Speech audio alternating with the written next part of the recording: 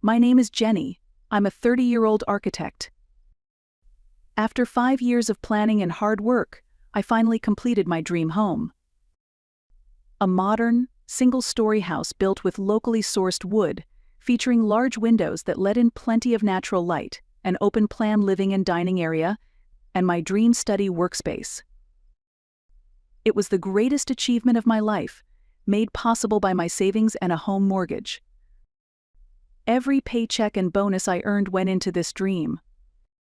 And now, it was finally real. I invited my mother Dorothy, my father Sam, and my younger sister Katie to the housewarming party. I thought we would celebrate the realization of my dream as a family. I spent several days preparing for the party and put my heart into cooking every dish. Just imagining their happy faces made my heart dance.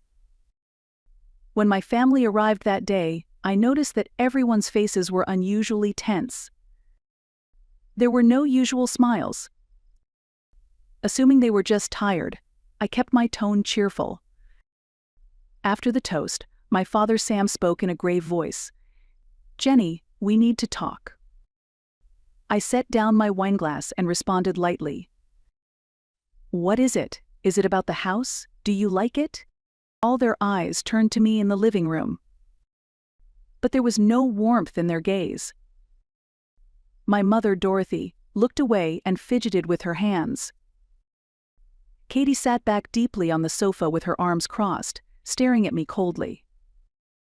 "This house, you've built quite the place," Sam said with a bitter smile. "The design and construction are first class. Just what you'd expect from an architect." I felt genuinely happy to hear him praise me. "Thank you. I worked hard for 5 years, saved every penny. But don't you think it's a little too big for one person?" His words froze my smile. "What? Living alone?" "I designed it with the future in mind. I might start a family someday." "Family?" Katie scoffed. "You're 30 and don't even have a boyfriend?" Her words pierced me. It was true that I had prioritized work over relationships. "You're living comfortably while completely ignoring us." "That's not true." I hurried to object. "I always say you're welcome to visit any time." "Visit?" Sam's voice brimmed with anger. "Are we just guests to you? We're blood family." I was confused. "Guests? What do you mean?" Katie stood up. "Jenny, face reality. Mom, Dad, and I live in a cramped apartment. We need more space." "But Katie, you chose to stay at home. If you want a bigger place, you could." "We don't have the money," she snapped. "Not all of us make big bucks like you. Do you even realize how hard it's been for us?" I was at a loss. I didn't know much about Katie's work, but she always wore new clothes and expensive jewelry. I had assumed she was doing fine. "Mom and Dad are getting older too," she went on. "Living in that apartment makes them anxious. As the eldest, it's your duty to take care of them." Sam nodded. "She's right." An alarm rang in my head. Something about this whole conversation felt rehearsed. "What exactly do you mean by taking care of them?" I asked cautiously. Dorothy finally spoke, her voice heavy. "What we mean is, we want to live here." My heart began to pound. A bad feeling crept over me. Sam stood up and glared down at me with authority. "Get out of this house." I couldn't believe what I was hearing. At my housewarming party, in my own home, my father was telling me to leave? What? This is my house. I designed it, I paid for it. This house should be used for family. Dorothy nodded. "You're alone. You can live anywhere." With a triumphant look on her face, Katie said, "I'm going to make this study my room. It's such a lovely space." I was stunned. They were trying to claim my home as their own. You must be joking. This is the house I designed over 5 years and poured my entire life savings into. Sam gave Katie a subtle nod, and she suddenly headed upstairs toward my bedroom. Moments later, I saw my clothes, books, and treasured architectural documents being thrown out the window into the yard. "Stop it!" I screamed, racing up the stairs, but Sam blocked my path. "Your stuff's already outside," he said coldly. "Get out. Now." Then came the final blow. "Don't ever come back," Sam said firmly. "As of today, you're no longer part of this family." My hands trembled as I gathered my scattered belongings from the yard. Neighbors watched with concern, but I couldn't bring myself to say a word. As I stuffed everything into my car, a chilling realization settled in. I had just seen my family's true colors. That night, I took refuge at a friend's apartment. But I still couldn't process what had happened. To be kicked out of my own home by my own family felt like a nightmare. But it was real. A calculated ambush by the people I trusted most had left me homeless. I couldn't stop crying.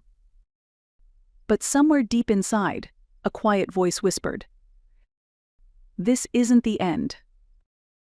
And in that moment, I decided I would fight back to reclaim what was mine. 3 days after I was thrown out of my home, I sat at my friend's apartment, working through possible next steps. That's when my phone rang. The screen lit up with the words, "Atlas Reserve Bank, the bank that handled my mortgage." "Ms. Jenny Hansen? This is an urgent matter regarding your mortgage." The representative's voice was filled with tension.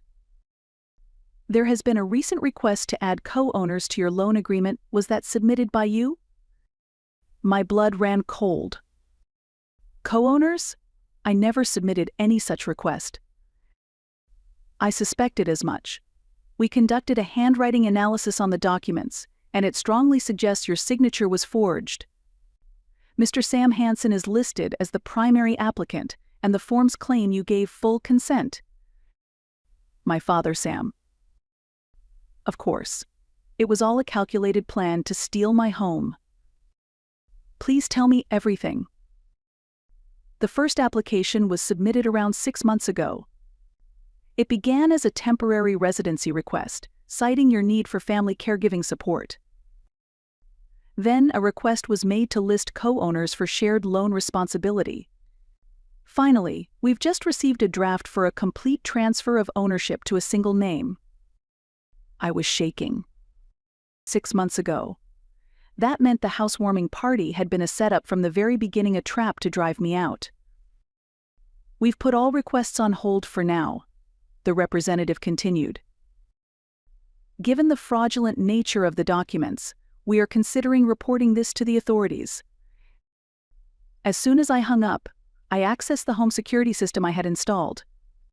When designing the house, I had made security a priority, placing discrete cameras in each room and around the property. I had never told my family about the cameras.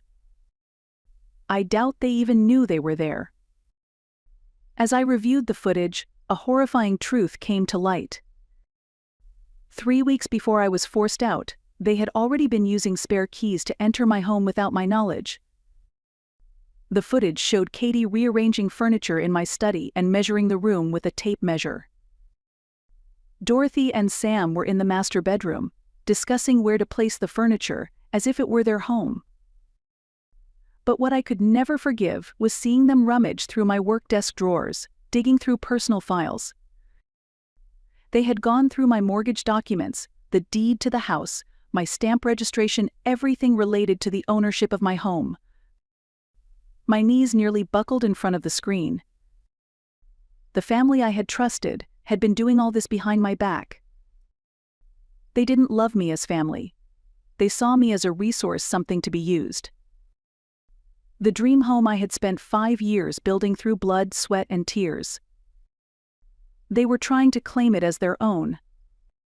I couldn't stop crying. But it wasn't sorrow that consumed me, it was fury and despair. And under that, a rising fire of resolve. I immediately contacted utility providers and had the water, electricity, and gas shut off.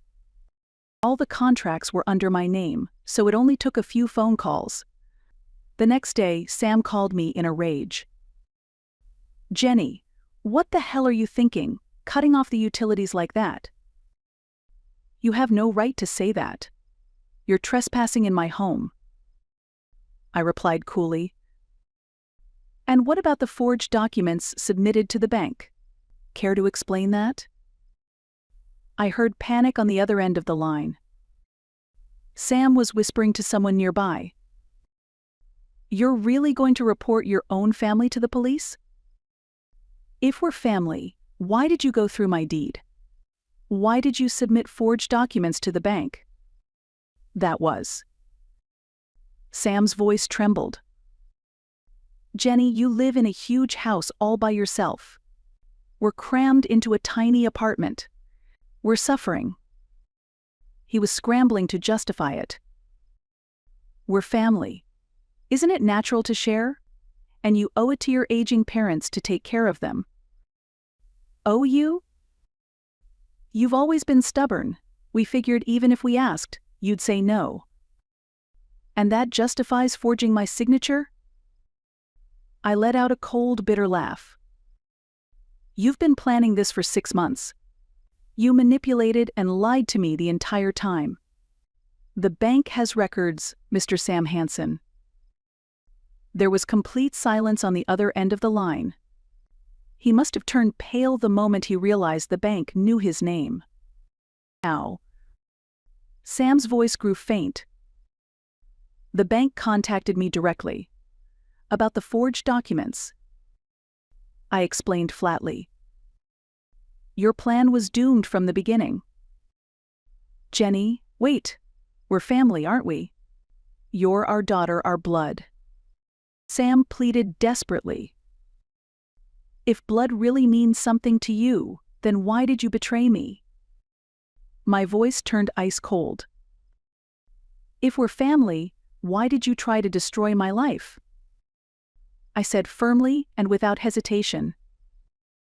"From now on, communicate through my lawyer. I will not speak to you directly again." And with that, I ended the call. But the real fight was just beginning. That night, my family sat in the dark, in a freezing house with no heat or hot meals, using flashlights to get by. A few days later, they finally left the house. But they didn't retreat quietly. The following week, when I returned to the house, I found a large sign taped to the front door. "The owner of this house has abandoned her family and gone missing. If you know anything, please contact us." They were spreading lies around the neighborhood, telling people that I had deserted them, that they had nowhere else to go. Sam had even contacted the local 211 hotline, falsely claiming that elderly parents had been evicted and left homeless. Katie had taken to social media, posting, "My sister kicked us out and took the house. We have nowhere to go," trying to win sympathy from strangers. My reputation in the neighborhood was on the verge of complete ruin. If word spreads around here, it could start affecting my work. So I made a decision. Until everything was resolved, I would keep my distance from the house. Their manipulation of public perception was so effective. I now felt like I couldn't even approach my own home. If things continued like this, I'd become the villain in everyone's eyes. There was only one path forward now: fight back with the law on my side. Armed with the bank's records and security footage, I visited a well-regarded law firm in the city. Nathan, a veteran attorney known for handling real estate disputes, listened to my story with a deepening frown. "This is a clear case of document forgery and unlawful residential intrusion," Nathan said firmly. "We'll begin by filing a formal complaint and proceed with an injunction request." Under attorney Nathan's guidance, we crafted a comprehensive legal strategy. First, we submitted an emergency injunction to prevent my family from entering the property. Next, we prepared a criminal case for document forgery. And finally, we began laying the groundwork for a civil suit to claim damages. In the midst of all this, I received a call from an unknown number. "Is this Ms. Jenny Hansen? I'm calling anonymously, but I have something important to share." The voice was altered through a voice modulator, but I had the impression it was a woman. "It's about your family's plan. I'm sending you an audio file by email. The password is justice." The call abruptly ended. A few minutes later, an encrypted file arrived in my inbox. I entered the password and opened it. It was a recording of Sam and Katie talking. The timestamp was 1 week before I had been thrown out of my home. Sam's voice came first. "Jenny's house is worth more than I thought. The appraisal came in at $450,000. Then came Katie's voice. "If we can transfer it under my name, we can sell it and liquidate it immediately. Jenny's an architect, she can just build another one. The paperwork we submitted to the bank is flawless. All those weeks of practicing her signature paid off. It's indistinguishable. But what if Jenny resists? She's always been quiet. She's never once gone against her family. A little pressure, and she'll back down." The recording lasted around 20 minutes and laid bare how meticulous and deliberate their plan had been. Nathan's eyes widened as he finished listening. This is a smoking gun. Their intent, methods, and conspiracy are all recorded clearly. With this, we will win. I also hired a private investigation agency. I needed to understand why they were so desperate to take my home, what their true motives were. Paul, a seasoned PI, uncovered the truth in just 1 week. Mr. Sam Hansen was investigated for embezzlement at his company last year. He was demoted, and his salary was cut. And Ms. Katie Hansen has racked up massive debts. She was apparently being harassed by underground lenders. The report laid bare the hidden side of my family I had never known. In short, they were all in serious financial trouble. And your home looked like their only way out. Paul said sympathetically. They knew that if they asked me honestly, I'd say no, so they decided to steal it instead. With all the evidence secured, we were ready to strike back. But then, something unexpected happened. The same unknown number that had sent the audio file called again. This time, the voice was unaltered. "Jenny, it's me." It was my mother. I was stunned. "Mom, was that you? You sent the recording?" "Yes. I recorded that conversation between Sam and Katie and sent it to you," she said, her voice trembling. I was against this plan from the beginning. But Sam kept insisting, "It's for the family." My thoughts were spinning. "But you supported them that day. You stood there with them, blaming me. You helped throw me out." "I had no choice," Dorothy said, her voice breaking further. "Sam threatened me. He said, if you ruin the plan, I'll report you to the police as an accomplice. I was terrified that if I helped you, he'd drag me down with us." My hands trembled as I clutched the phone. You were being threatened too?" "I didn't know what else to do," she sobbed. "But I couldn't abandon you completely. So I decided at least to leave behind some proof." Her voice shook as she explained. "It started about a year ago. Sam began acting strange. There were issues at work, his salary was cut, then we found out he had co-signed on Katie's gambling debts. We were barely getting by. All of that?" Sam was desperate. He kept saying, "Jenny's house is the only way out." At first, he just talked about asking to live with you. But then it turned into, if we just change the name on the deed, everything will be solved. Her voice grew smaller and smaller.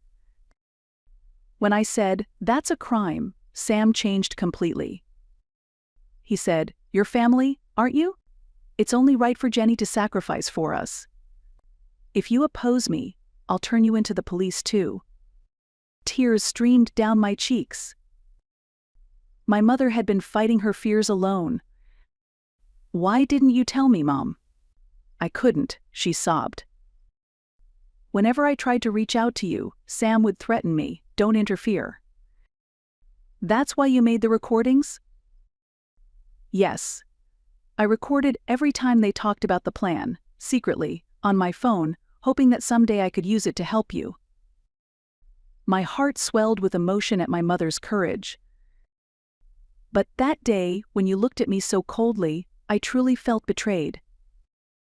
Dorothy broke down in tears. "When I saw the pain on your face, it nearly broke me. But I had to keep up the act, or Sam would have become suspicious and discovered I was recording. And then, I really wouldn't have been able to help you." Imagining the torment she must have felt, I began to cry as well. "You were a victim too, weren't you, Mom?" "Jenny, I'm so sorry. I failed as a mother. I couldn't protect you. No, I couldn't even pretend to." She kept blaming herself. After a long silence, I made my decision. "Thank you, Mom. If it weren't for you, I never would have gotten the proof I needed. You did protect me." "Jenny, you weren't just a victim, you were on my side. I'm only going to press charges against Dad and Katie." I heard her sigh on the other end. "Thank you, Jenny, but I know the wounds I've caused run deep. I don't expect forgiveness right away. I'm going to start cognitive behavioral therapy.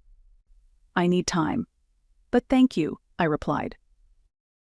And so, my legal battle officially became one against only my father and sister. We prepared the criminal complaints, the civil suit, and the complete set of evidence files. The case was finally going to court. Nathan was confident. "With this much evidence, there's no doubt we'll win." And this case, an egregious example of real estate fraud, could also serve as a deterrent to future crimes.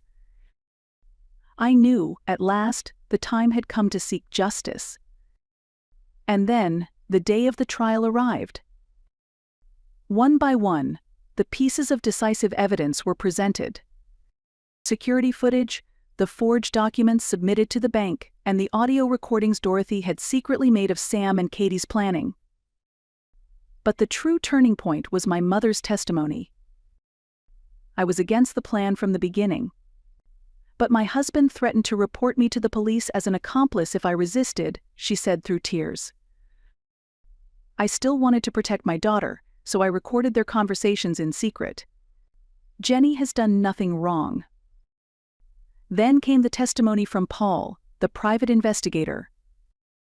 He presented Sam's history of financial misconduct, Katie's $30,000 gambling debt, and even a detailed plan outlining how they would sell my house to repay those debts.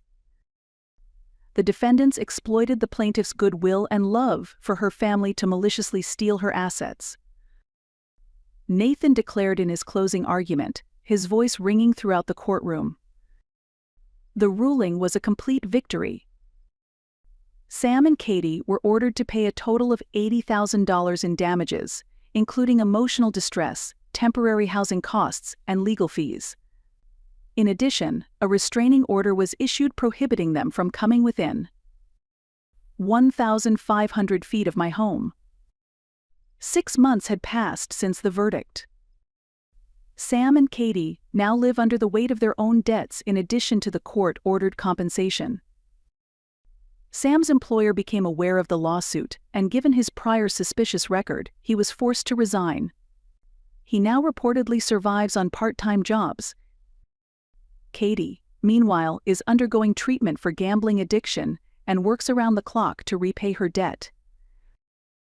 They brought it on themselves, I often think. Yet, a complicated feeling still lingers. As for my mother, Dorothy, I've slowly begun to rebuild our relationship.